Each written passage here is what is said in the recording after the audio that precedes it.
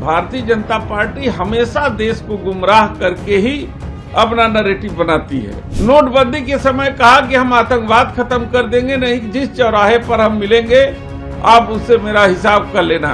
जो बड़े बड़े नेता हैं वो आरक्षण का लाभ लेकर अपनी अपनी पत्नियों को सदन में भेज सके। जो कि जिसपे संशोधन लेकर के आई थी सरकार, वो गिरने के बाद आज राष्ट्र के नाम संबोधन किया है और इस बिल के गिरने की वजह जो है समाजवादी पार्टी, कांग्रेस, टीएमसी इनको बताया। इनका कहना है कि इन लोगों ने नारी शक्ति के लिए रोड़ा अटकाया है उनके विकास में।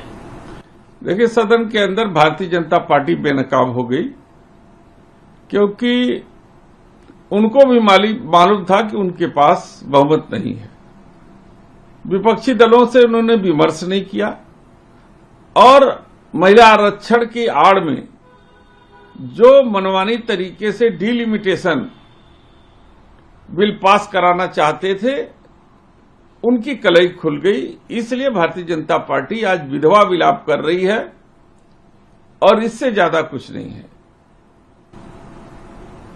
लेकिन उनका ये कहना है कि 2029 में महायज्ञ होगा और इन सभी पार्टियों को पता लग जाएगा उस महायज्ञ में। हम भी उसके लिए तैयार हैं, हम उन्हें बेनकाब करने के लिए तैयार हैं क्योंकि भारतीय जनता पार्टी हमेशा देश को गुमराह करके ही अपना नैरेटिव बनाती है।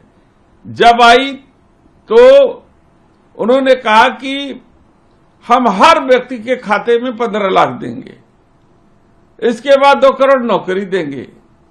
फिर नोटबंदी के समय कहा कि हम आतंकवाद खत्म कर देंगे, नहीं जिस चौराहे पर हम मिलेंगे आप उससे मेरा हिसाब कर लेना।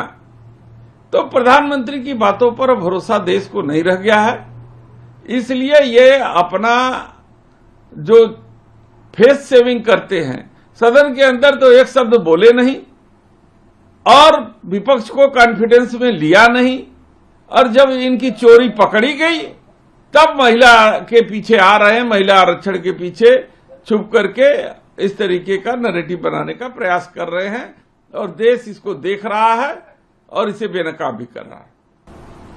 सर, जो एक आप लोग की चिंता है कि डिलिमिटेशन से जो है तो वो फासला बढ़ जाएगा, ये चिंता है, उसको सरकार सिरे से खारिज कर रही है कि ऐसा कुछ भी नहीं है, डिलिमिटेशन में परसेंटेज वही रहेगा। सरकार जवाब देने कि आसाम में किस तरीके से डिलिमिटेशन कराई थी, जम्मू कश्मीर में कैसे डिलिमिटेशन कराई थी।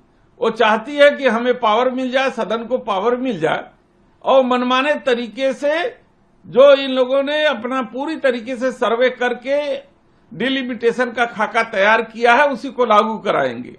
जैसे एसआईआर के जरिए वो अपने मनमाने तरीके से वोट काट रहे हैं लोगों को और देश को गुमराह कर रहे हैं, उसी तरीके से डिलिमिटेशन में भी मनमाने तरीके से विधानसभा और लोकसभा का परिसीमन करेंगे ताकि विपक्ष के लोग परेशान हो जाए और ये इनकी साजिश कामयाब हो जाए। हम सब इसे समझ चुके थे, इसलिए इनकी चोरी पकड़ी गई और आज पूरी पार्टी सड़क पे विधवा विलाप कर रही है। सर, एक आखिरी सवाल है। प्रधानमंत्री जी ने अपनी स्पीच में कम से कम 3 से 4 बार समाजवादी पार्टी का नाम लिया है कि समाजवादी पार्टी भी साथी थी। 2027 में उत्तर प्रदेश विधानसभा के चुनाव होने हैं। क्या आपको लगता है कि कहीं न कहीं इस बीजेपी इस चीज को लेकर के मतदाताओं के बीच पहुंचेगी कि आपने नारियों का, जो महिलाओं का जो हक है उसको छीना है? भारतीय जनता पार्टी बेनकाब हो गई इसलिए कि वो नहीं चाहती कि पिछड़े और वंचित समाज की महिलाओं की भागीदारी हो, इस पर वो बेनकाब हो गई है।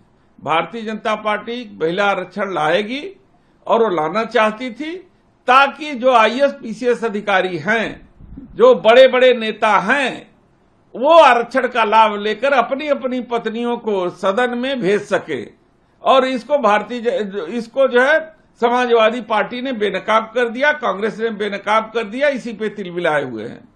अगर आप ये वीडियो YouTube पर देख रहे हैं तो हमारे चैनल को सब्सक्राइब कर बेल आइकन दबाएं और Facebook पर देख रहे हैं तो हमारे पेज को लाइक करें।